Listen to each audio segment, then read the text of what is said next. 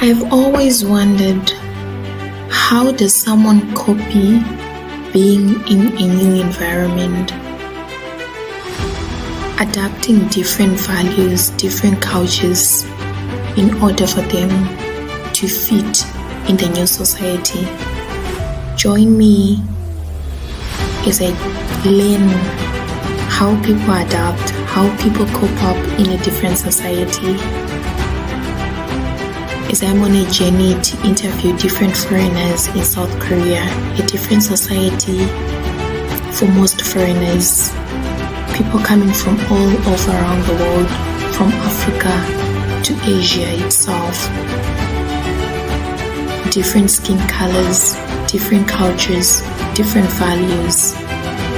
I hope you learned something just the way I.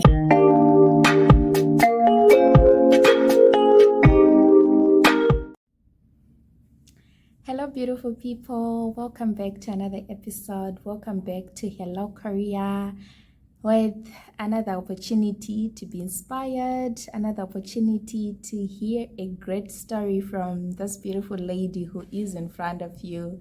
I'll allow her to introduce herself. Hello, Lexy. Can you kindly introduce yourself to the audience? Who is Lexy? Hello, my name is Lexy. I am a teacher here in Busan, Korea. I'm from the USA, from Nebraska. I am 24 years old, and I've been in Korea for around a year and 8 months. You say you're here as an English teacher. Did you come here as an English teacher, or you developed yourself to be an English teacher like after? How did you get to Korea? So actually, I was never a teacher in the US. Many people come here after already being a teacher. But I came here basically straight after university with a TESOL certification. So I have some credentials to teach English, but I really feel like while I've been here for like the year and some months, I've really developed my skills of being a teacher and then also teaching specifically English to students. Wow, that's amazing. So you're telling us that it's possible for you to come here with being an English teacher like from the US? Yes. Okay, wow, that's really nice. But how are you finding it so far? Yeah. It's really fun. Okay. So I teach at 2 elementary schools. Yes. I teach 5th and 6th grade at both schools. One of my schools is really big, so I go there 4 days of the week. Okay. And then I have a very small school, so I go there 1 day a week. And I only teach 5th and 6th grade. Many students in Korea learn English from a very young age before they actually are technically supposed to learn it in school. So many of them already know a good amount of English.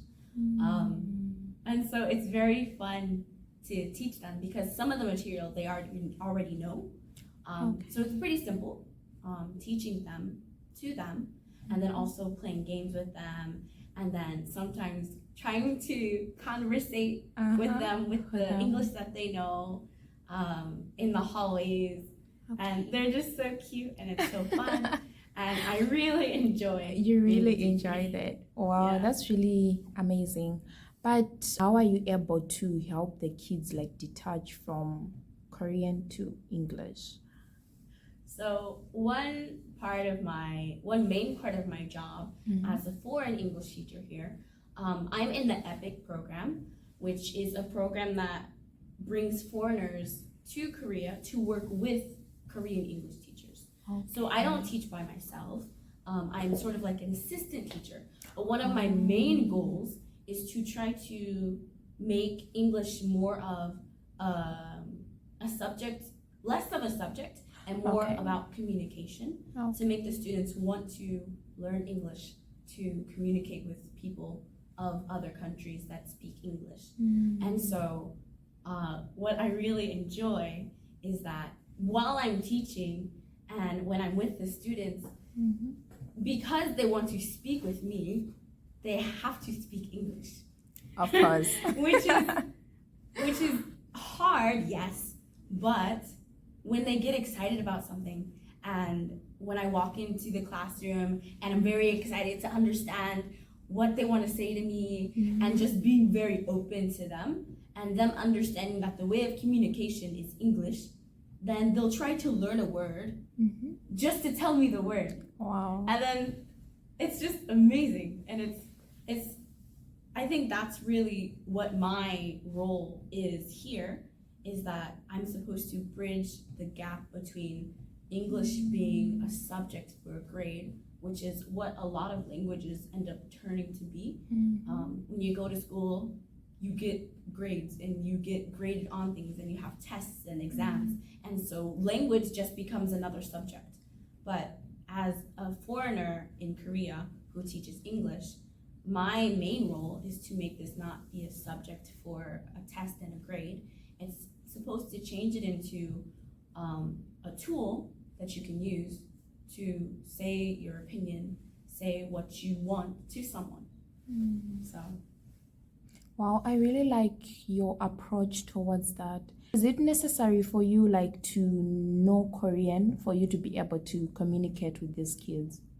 So technically, with my job, because I have a Korean teacher in the classroom, technically it's not required at all. Okay. However, for me, I feel like it's very important, just because I want to personally understand the students, and the fact that they're reaching out in English to understand me and to speak with me, I should be able to reach back in the same way with Korean to try to understand them better. And I think it, honestly, learning the language of the country you're in really helps not only you, but the people that you're with, especially if you're in a role such as mine, where you're trying to teach a language and there might be some type of miscommunication.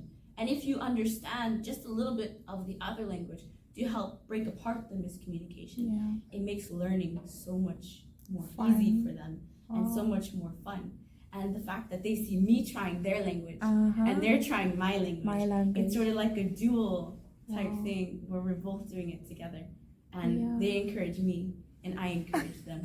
And it's so fun and it's so cute. And they always want to hear me speak more Korean. And so I'm like, you'll speak English and then I'll speak more Korean. So it's a win-win for both of us. Life is not all roses out there.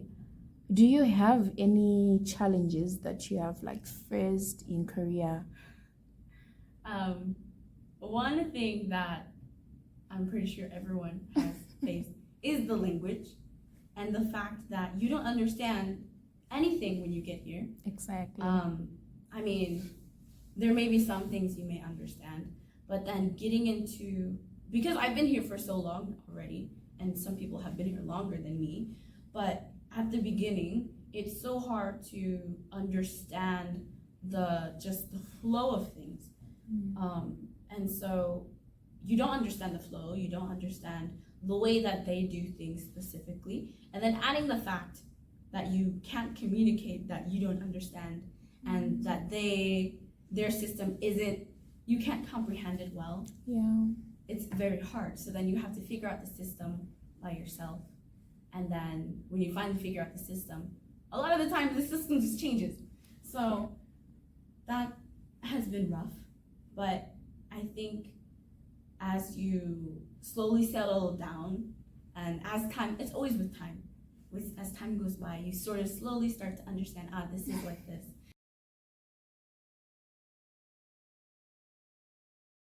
This moment is a moment that will pass, and that thinking about how so many other people have gone through so many things, and you know that the beginning is always rough, and knowing that that was my beginning, I was like, okay, I know that this moment will pass as well. If I don't push now, I'll have to push even harder later. So let me push now what I can, just relax and take my mini breaks, as many mini breaks as I needed, which were a lot of mini breaks, and then continue and breathe and go slowly. So there were a lot of moments where I just wanted to stop learning Korean, or maybe just have my own sick day where I'm not really sick, and just maybe just not be a teacher anymore, or just not really care while I'm teaching in the classroom. But it really does affect the aftermath is really big. And so you really have to think about that aftermath so that you don't mess yourself up.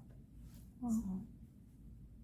That was really a big takeaway. My audience, if you are listening and listening carefully, I think there are 3 takeaways I have heard so far. It's not gonna be easy, it's gonna be tough, but try to ask yourself, what about tomorrow? As she said, tomorrow would be even tougher. You would have to work maybe twice than what you are doing right now. So it's just better to hold on and just embrace the moment. It's gonna be hard, but just be ready to take it slowly but surely. And give yourself some mini breaks wherever possible. It's tough, but you also deserve some mini breaks, and mini breaks will help you to just absorb everything along the way, and when things are hard, things are difficult, don't try to act up and all that, because it can actually destroy everything that you have been working towards, which is really a good takeaway for me.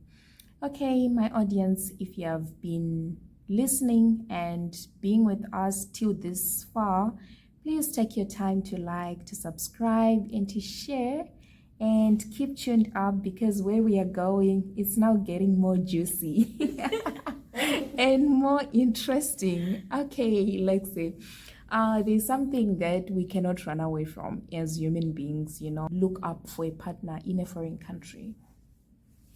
So actually, I haven't looked for a partner. Okay. Maybe to be. How are you looking forward to? Okay. In the future, I will be. So Yeah. just wait. But I honestly think the more active you are in a foreign country, the more people you will meet. Okay. Those are, because as a foreigner, you are here by yourself. Essentially, you're here by yourself. And so you have to put yourself in spaces where there are also other people there by themselves. Because usually those spaces are the best spaces to find people who are just like you, who also want to meet people, who also want to do things, and want community. Because I feel like, honestly, we are all built for community. Of course. And so finding events, finding maybe a language exchange, finding maybe hiking groups, just an activity that you want to do, start with that, and then look on Facebook groups, and then look on Twitter, look on Instagram. Just find anything that is happening and just go. You honestly have to beat that fear of being alone, because then you'll just be lonely. You can hi to someone, say hi, or just, I don't know, you have to sort of come outside of yourself out of your comfort box a bit. Otherwise, your comfort box will just be you. You don't want just you in your comfort box. You want to have a nice group of people who you can really communicate with and just be around and have fun with. And honestly, I've gone through a lot of different groups. When I came, all the groups, you might not meet the specific person that you are really compatible with, but through them, you might meet someone. You never know how it could ripple effect or lead to something else.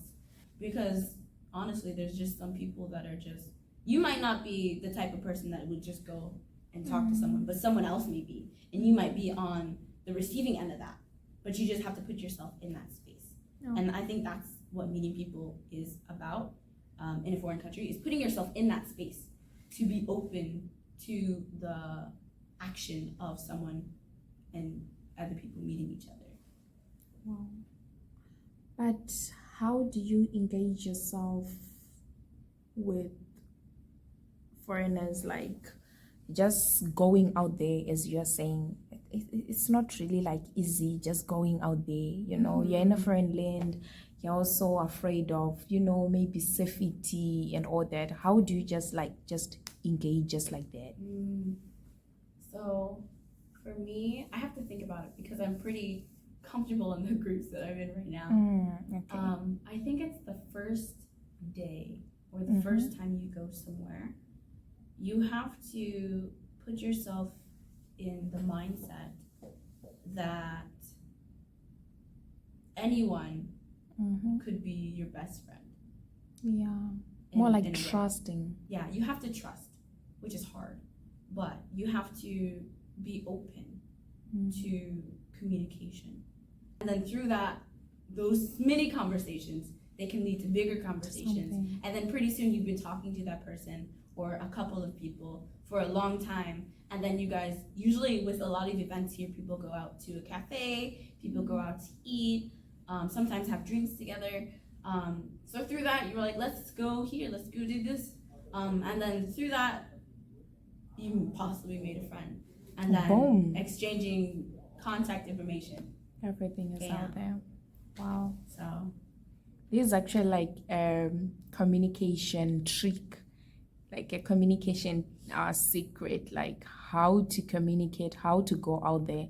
It's not, I think what you've just said does not only apply to someone who is in a foreign country, but even you're like back home, there are people who are struggling to start a conversation, people struggling to get out of their comfort zone, struggling to make friends and all that. I think what you really said can be of solution to someone who's struggling out there. If you're listening, you could be that kind of person. You just want to be alone. I think sometimes, you just have to go out there. You might meet something that could be beneficial, that could be helpful, that could start something, You've been able to cope up being an African in an Asian community? Well, one thing is you do get a lot of stares. That's true. Stares, and then my hair changes a lot. So, wow, is this your hair? Can I touch? Sometimes, okay, old ladies, they'll just grab your hair. Without even asking. Without asking. That's true. And then they ask me questions about it. And I actually really love getting questions about my hair. Just because, for one, because this is a homogeneous society, they don't see this a lot. And so when there's someone that they know that is like this, they are very curious and they're more open with their curiosity. And I actually really like the curiosity because I get a chance to tell them and to teach them more about me, about the African American society, about African hair, and just how it is, because they don't get that all the time. And what they get from media isn't exactly the right source. True. It's not really the right sources. And so to hear it firsthand from someone that they know, that they can, I guess, in a way, trust. That would be good. Yeah. And I think because sort of, I don't know, it's 2023 and Black people have not just arrived to Korea. So I know in the past it was a bit more rough for African Americans in Korea, being stared at and being like, wow, pointed at. So there was a little kid that with her mom, she was like, why does her face look different? Oh my god. I can imagine. But she said it in Korean and I understood it, and the mom was like, but oh my. I thought it was funny, but I was like, it's good that she can see the difference. And that she sees me now. And like, because of social media and like just how everything is connected nowadays, like you can see Black people in the media, but then seeing, I guess, a Black person in person is different. But at the same time, they're more aware of our presence and that we look different. And I don't think that maybe, because I've watched like videos about Black women in Korea and how... But in terms of food, in terms of the hair, as you're saying, how easy is it for you to settle as a foreigner? as an American, Black American woman here? For hair, when I came here, a lot of the things in my luggage was for my hair. Honestly, I abandoned a lot of the clothes. I was like, I need my hair products. Just because the first couple of months here are really hard with like getting your alien registration card, and without that card, you can't really ship things in. And so because I couldn't ship things in, I couldn't get my hair products. And so the beginning was a bit rough, just because taking care of my own hair. I had my own routine back home, and because I brought my products, I was able to continue that routine. And then after I finished with like my registration with ARC, then I can actually start shipping more products. So then getting products for my hair was fine. It was just when, because they don't understand Black hair, I feel as if some styles aren't as appropriate in a way. Yeah. Like at home, I would have Bantu knots. Here, I don't think I would do Bantu I once knots. tried that and I'm like, is this okay? Do I look? And I was just stuck. For a moment, I didn't really put on wigs, but I found myself, boom, wigs are knocking on the door for me. Right. Because I just felt like, will people understand? Right. My I think hairstyle? a lot of it is they don't understand, and because it takes so much work to do our hair, and like we have protective styles and braids and locks and wigs and all this other stuff, and especially because we change our hair so often, I always get the comment, did you cut your hair? I'm like, no, it's short. But I do feel like some styles aren't as socially, it would look weird in the culture that we are. Like I was saying, Bantu knots, it would seem more, they like to use the term exotic. Yeah. So for that sake, I would say that. But it would fly perfectly where I'm from. I feel comfortable in while I'm here. I do braids like all the time. I first only did it maybe like once, and then I did it twice. This is now like your style, the way of taking care of your hair here. Yeah. Wow. I think this has been a really, really good time with you, Lexy. Thank you so much for your time. It's really appreciated, for letting our audience, just hear the other part of, people living in South Korea, how foreigners are coping up with the life here. There's just one question which is just going to close up everything. Was it worth it moving to South Korea? I honestly, for me, I think it was really worth it. I think about where I could have been if I stayed in my hometown. Personally, looking at my hometown, I feel like the growth that I needed, I could do more here rather than at home. And I've learned a lot, honestly, about myself. Living in a country that is completely different from myself, I've learned to be more compassionate to others, compassionate to myself, more understanding of others and more understanding of myself. And then just more of a spatial awareness. And I think those are really important skills and just to have in life, no matter where you go. That's true. And I think I wouldn't be able to learn these specific skills or more about myself in these different ways if I would have stayed back home. I honestly don't know where I would be if I were to have stayed at home. So I really think this was the right choice for me. I like the honesty in every single thing that she said.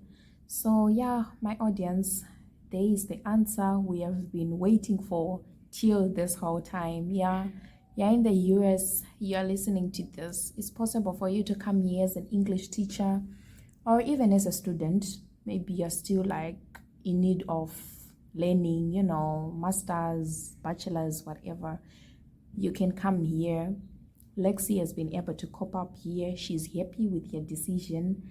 I think happy as well. So yeah, you can take up the opportunity if you have it. You see yourself living in Korea. I know most people do, from the K dramas and all that. You have a chance. Come down and look at how life is here. And those in Korea, it's possible for you to make ends meet in Korea. Don't just look at that other side of language and all that. I think you heard from Lexi. She didn't see the pressure of learning language, but she appreciated that she had to learn the language, which is important, for you to adapt and all that. Then one step at a time, the mini breaks, as she said, all those. So thank you for tuning up and for staying this long with us. Till we meet again next time, goodbye. Please don't forget to like, comment, and subscribe down there. Thank you.